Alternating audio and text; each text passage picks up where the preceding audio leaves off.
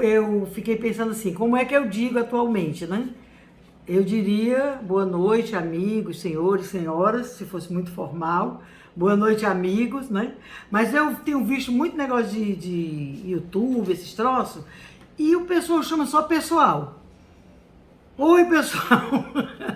Não é, pessoal? Como é que vai, pessoal? E aí eu me lembrava do meu pai, que juntar 7 filhos, né? E eles ficam, vamos embora, pessoal! Entra no carro, pessoal! Sai do carro, pessoal! Então, pessoal, para mim era uma coisa extremamente informal, né? Que estava ali no miolo da minha família.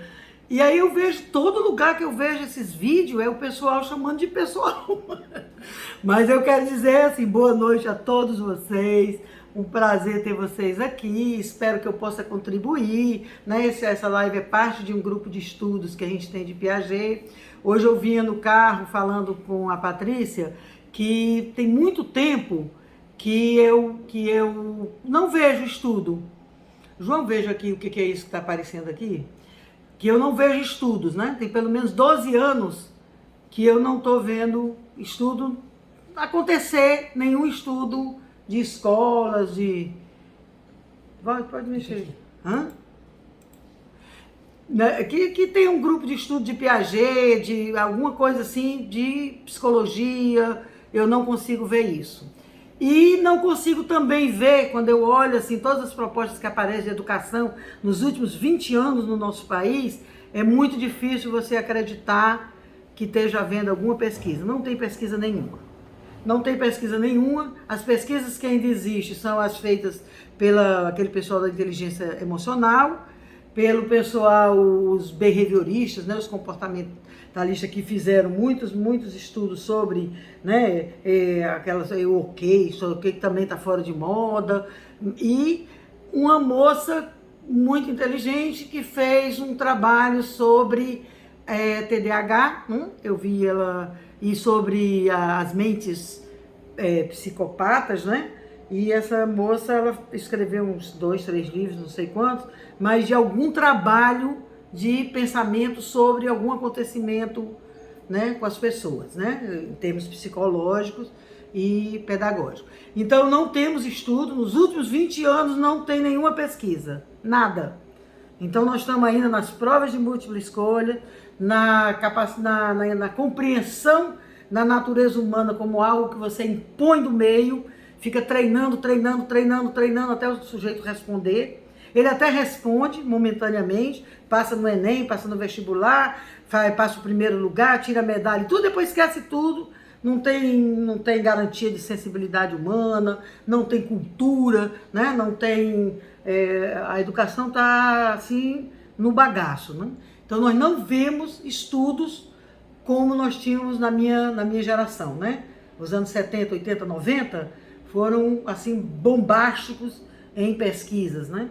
Eu sei que tem algumas áreas, quer dizer, tem algumas áreas que evoluíram. Por exemplo, a psicomotricidade, a psicolinguística, né? Então, uma coisa ou outra dos tratamentos tiveram estudos avançando. Não teóricos, né? Eu não vejo nenhuma coisa assim teórica sobre as palavras, por exemplo. Que lá Foucault, em 1980, escreveu um livro sobre as palavras e as coisas. Como é que você relaciona uma palavra aos objetos e como é que faz todo esse processo de representação. Não tem estudos nesse sentido, mas tem muita evolução na área dos consultórios, né? Dos consultórios de fala, de psicomotricidade, de alguns tratamentos têm evoluído, né? Mas para mim, né, como uma teórica da educação, isso fica aquém. Eu gostaria de muito mais, eu gostaria de estudos que pudessem ser generalizados, estudos que pudessem ser aplicados dentro da escola, que pudessem melhorar a prática escolar, né? Então a gente volta e vai ver que o Piaget está no top de linha, né? Infelizmente, não tem ninguém estudando ele, mas também não tem ninguém que tenha avançado o conhecimento dele. Então, o que nós temos hoje sobre a teoria do conhecimento, de como um sujeito aprende, só temos disponíveis o Piaget. O pessoal não quer estudar o Piaget porque é uma obra gigantesca, porque é complexo e tudo. Nem tanto. Tem várias interpretações, tem várias aplicações, né? O Lauro, meu pai, tem mais de 30 livros publicados. Eu tenho 5 livros. Eu estava revendo agora o meu livro Fazer Escola, estava para preparar esse encontro com vocês. É bom aquele livro, viu? É porque é meu não, mas ele é bom, tá? Ele fala da epistemologia genética muito bem falado, bem explicado, bem colocado. Então é querer estudar. Querer estudar é olhar lá, ver os livros, começar a ler, tirar dúvidas, correr atrás, fazer grupos e tudo. Então, caímos de novo no Piaget. Eu conversando hoje com a Patrícia, dizendo, Patrícia, eu fico achando assim que eu estou enferrujada.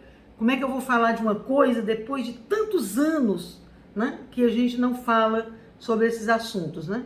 Sobre o que é uma teoria da aprendizagem, o que é uma teoria do conhecimento, né? O que é assimilação, por onde começou o Piaget, nada disso, está tudo esquecido, né? Embaixo dos tapetes dessas discussões efêmeras e superficiais sobre a educação, né? Ah, se bota isso na escola, se não bota, se o livro tem isso, se o livro tem aquilo, tudo periférico, né? Nada em profundidade, né? Aí eu peguei e digo, bom, a primeira coisa que a gente tem que pensar é de onde vem o Piaget. O Piaget é um biólogo. E como biólogo, ele percebe o reacionarismo da biologia.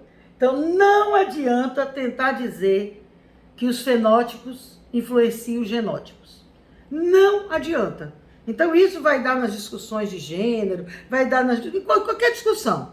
O sujeito, ele olhava os moluscos nos lagos na Suíça e ele observava que ao longo da vida de cada molusco, ele havia uma transformação na casca, nos comportamentos de um molusco. Olha que o molusco é um unicelular bizarro, é um bicho nojento, né? Até que a gente joga sal assim, eles se dissolvem, né? Então, mas ele via e ele dizia, poxa, quando nasciam os filhotes, nasciam idênticos ao primeiro molusco. Então ele diz, bom, não tem, ele já questionou aí a seleção natural, mas nós não vamos entrar nisso, que é uma questão mais complexa, é outro problema.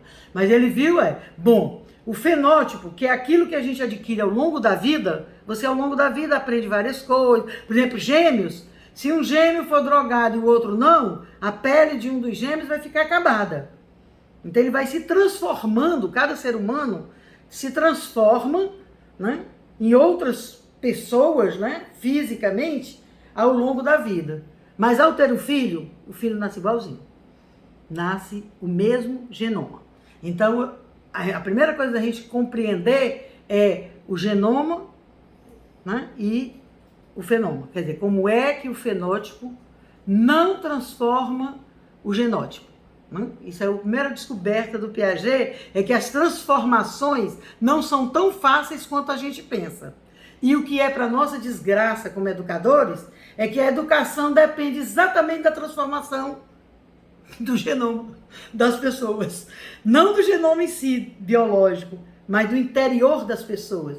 Como é que eu vou transformar essas pessoas, sair de um pensamento mais primitivo, mais duro, né, rígido, para pensamentos mais complexos, mais dinâmicos, mais expansivos no tempo e no espaço, né?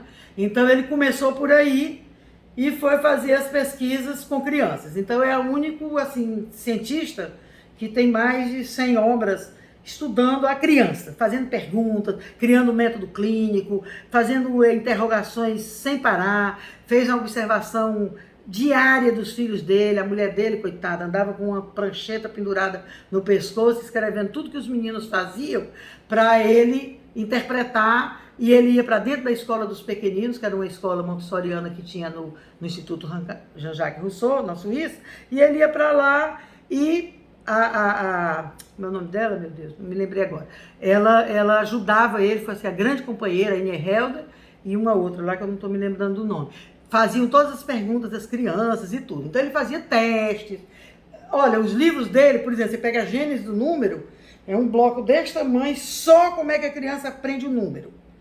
A gênese das quantidades físicas, só como é que a criança aprende a substância, a causalidade, como é que a criança dá nome às coisas, né? Então, por exemplo, o Foucault, quando vai escrever as palavras e as coisas, né? Que ele vai mostrar assim um vácuo, né? Entre você, o sujeito que aprende, e o objeto, né? E essa relação entre a coisa e a palavra é um fosso. Piaget tem um livro só sobre isso. Só como é que a criança consegue perceber, primeiro, que o nome está nas coisas.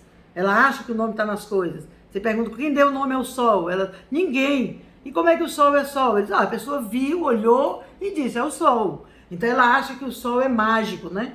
Então ele tem um livro só sobre isso, tem um livro sobre as representações das crianças, tem livro sobre tudo. Ele faz pesquisa assim sobre o julgamento moral, né, o juízo moral. A gente fala tanto de moral hoje em dia, de julgamento e tudo. Como não compreender a história e como se constituiu esse conhecimento jurídico na humanidade e na criança, né? Então a primeira coisa é compreender essa complexidade e essa abertura para estudar a educação através de uma pessoa que fez ciência em educação. Então, como é que ele pode ajudar na psicanálise, como é que ele pode ajudar na terapia ocupacional, como é que ele pode ajudar na fala, né, no desenvolvimento da fala. Em cada um dos consultórios, se cada um, né, das suas áreas pegasse Piaget, né, nas suas áreas específicas, né, ia ver a riqueza que é o que ele nos entrega para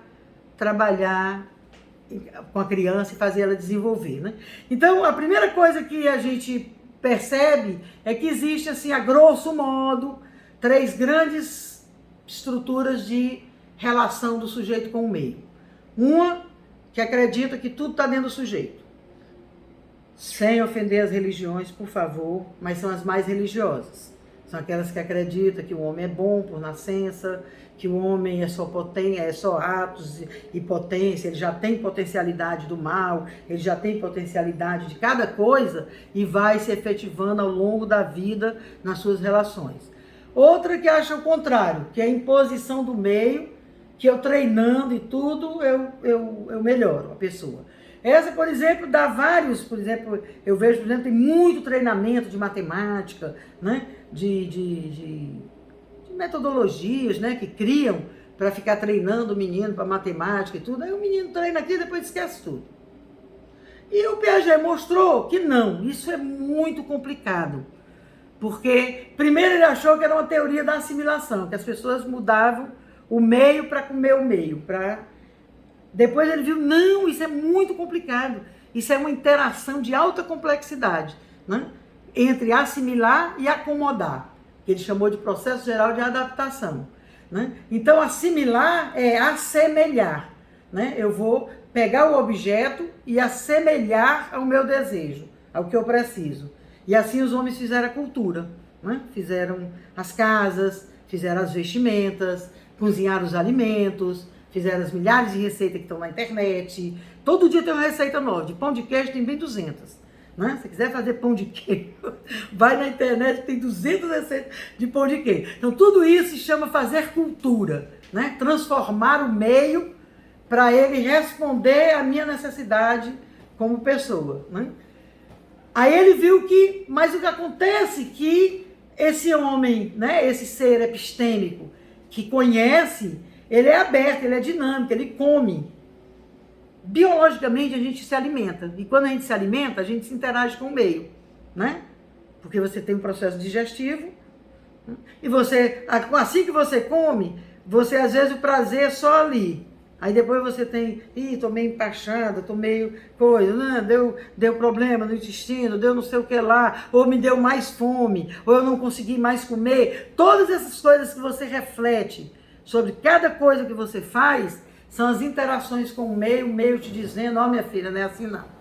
Você não come tudo que você quiser e fica numa boa não.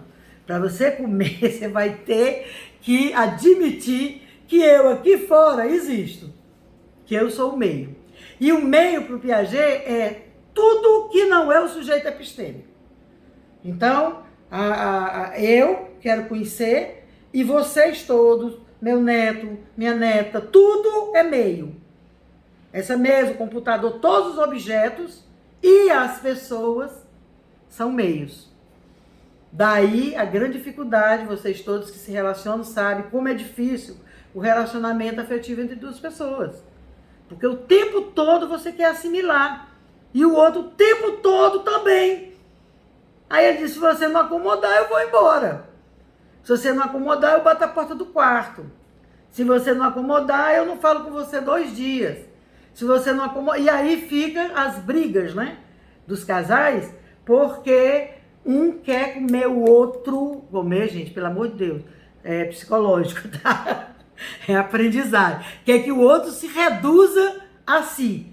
Quer que o outro seja o seu desejo. E aí o outro não é. Aí quando o outro não é, você tem que fazer o que o Piaget chamou o outro lado.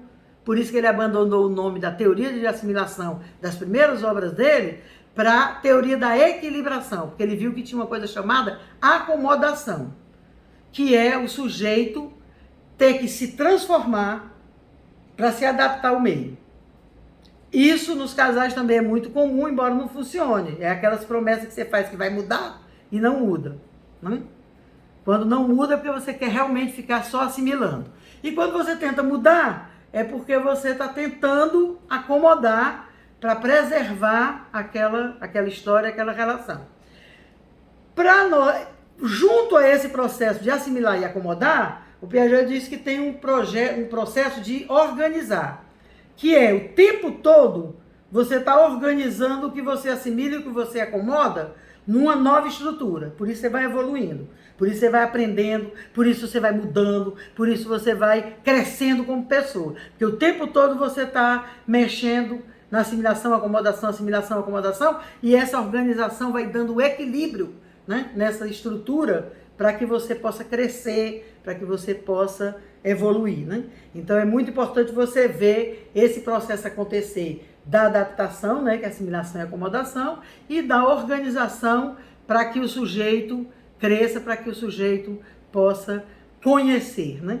Então nesse processo de conhecimento é muito importante que se saiba, a escola tem que saber que a escola é acima de tudo acomodativa. Ela tem que ensinar alguma coisa. E aí como é que eu interesso o menino? Porque para acomodar tem que querer.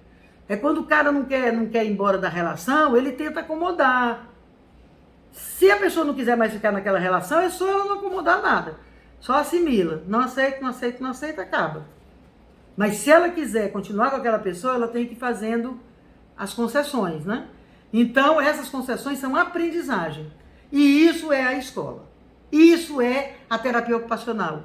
Isso é a linguística. É tudo. Você vai ensinar uma criança a falar um fonema que ela não fala, tem que motivar. Né? Você não tem como fazer a criança fazer um exercício 20 vezes. Né? Faça assim, sopre, para você aprender a falar. Tem que haver todo um jogo de brincadeiras, de ações com as crianças e tudo, para que ela queira. Então, educar é criar desejos, é criar desequilíbrios de forma que a criança tenha vontade de aprender, o adolescente, o adulto, todo mundo, para aprender tem que ter esse movimento epistemológico, né, de acomodação. Então, a teoria do Piaget se baseia basicamente nesse esquema assimilar, acomodar, organizar. Então, isso que ele chamou de equilibração, que é essas organizações sucessivas que o sujeito epistêmico vai fazendo para se manter vivo, para se manter na relação com o meio, para se manter com os outros, né? E aí vai as socializações e tudo. Então, muitas coisas que a gente às vezes faz com as crianças, deixa fazer o que quer, essas coisas, não aprende nada, né? Para aprender, né, é preciso uma barreira. Tanto é que o espaço é acomodativo, não existe espaço assimilativo. Você não vai para onde você quiser. Se você quiser passar através da parede, não passa. Não passa. Então, os espaços, eles são por si de acomodação. Então, de cara, né, você vai vendo, né, Por exemplo, por que você dá uma bola para uma criança, a criança abre a boca e tenta colocar a bola na boca? O que é isso? Ela está tentando assimilar. Aí ela não consegue. Então, às vezes, né, eu vejo assim, crianças sensório-motoras na internet, né, criança bebezinha, a mãe perdendo um tempo contando história, não entende nada. Não existe representação antes dos 2 anos de idade. Leva 2 anos para construir a semiótica. Né?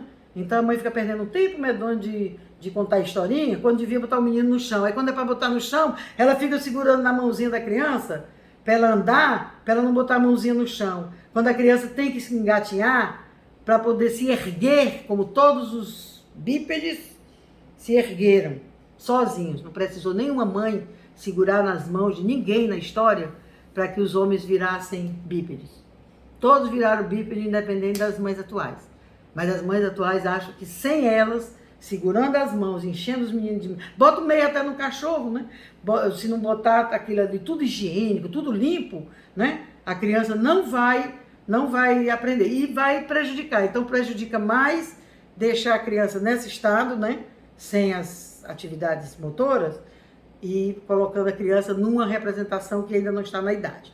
Bom, ao lado desse processo, né? Isso ele chamou, na teoria epistemológica, de funções invariantes.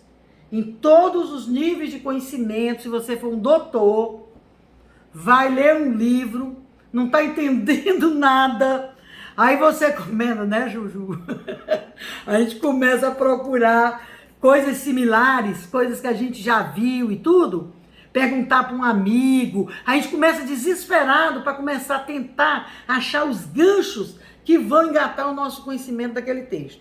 Então, às vezes, você não entende nada do texto, aí você começa a procurar. Isso é o mesmo processo de um bebê engatinhando, ou de uma criança aprendendo a ler, ou a falar, ou o que é substantivo, o que é advérbio, o que é oração completiva e não sei o que lá. Então, em todos os conhecimentos, ele precisa disso.